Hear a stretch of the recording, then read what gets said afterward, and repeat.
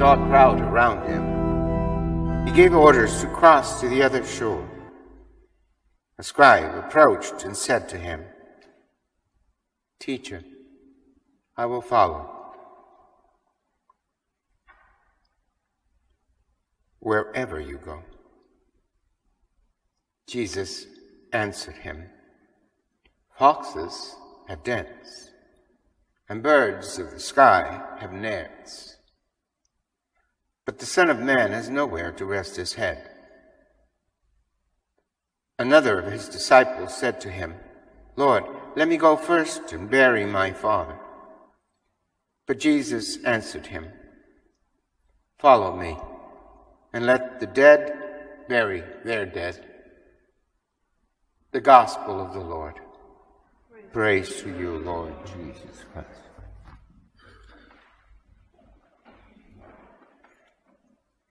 It's always amusing to hear the excuses that kids give for why they didn't do a chore, or they didn't do their homework, Well, a great big elephant came into my room and stomped through it and destroyed everything and tumbled over my work and stepped on it, and I couldn't do my homework. Excuses we come up with. And in the gospel, we're reminded that we do that all the time with the Lord. Excuses, excuses, excuses. Sometimes, like Abram, we try to bargain. Okay, well, I'll do that, but please first let me do this, and then, I might get to it. But I'm a little busy right now, and I got so many things up my sleeve, and yeah, sure, I'll get to that. Yeah, I will forgive that person, but not just that. I can't do it. But the Lord reminds us that the most important thing in our lives, the thing that will allow us to truly discover and live our life's purpose, is to enter into an intimate relationship with Him that has nothing to do with self-interest, self-seeking, or personal desires or preferences.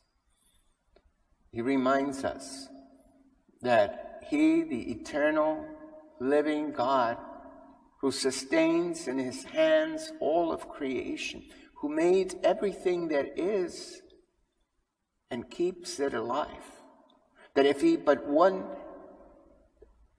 moment, one fraction of one instant would cease to do so, everything would cease to exist. He who holds all of creation in His hand,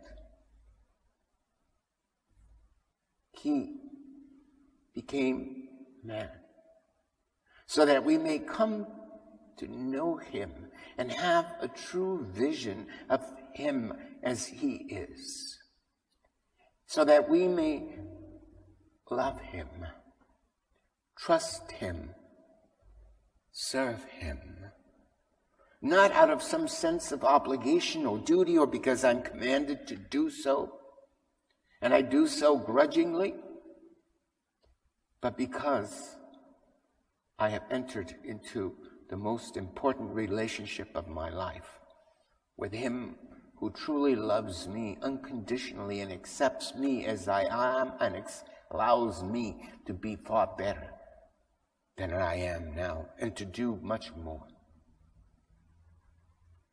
St. Irenaeus wrote that God's glory is revealed in a living man, a living person. Gifted as we are with self-awareness, reason, understanding, and freedom.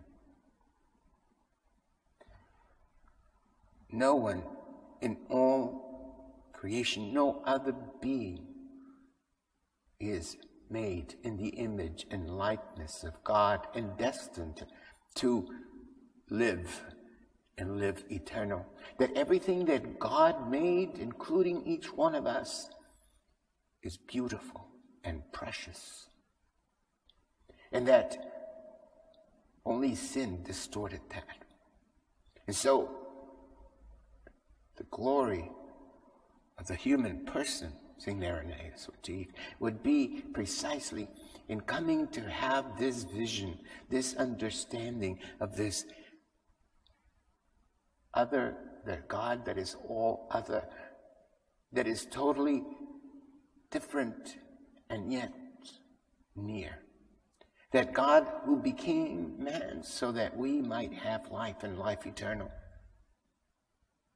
That our only and true glory is attained not by possession of things or power or by any other thing, but having a true vision of our God, serving Him.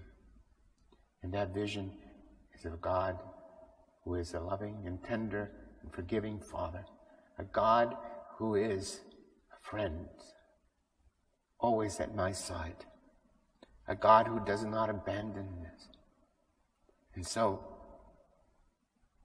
foxes have lairs, but the Son of Man has nowhere to rest his head. If we seek God out of some self-interest, we're not truly seeking God, we're seeking ourselves. It reminds us that true discipleship is absolute trust and confidence in this providential and loving God who does not abandon us no matter what, and that calls us to live with the same detachment, seeking only to love Him and serve Him, to be a true witness to Him here and now where He has placed us. Through this Eucharist, nourished and strengthened by the food of life eternal, let us ask God that He may indeed allow us to live that life that He has gifted us with. That glory that is revealed, His glory, in a living human being. And that we, at the same time, may experience His glory through our own closeness, understanding, and true vision of this totally other God who nevertheless becomes one with us and is accessible to us in Jesus Christ our Lord.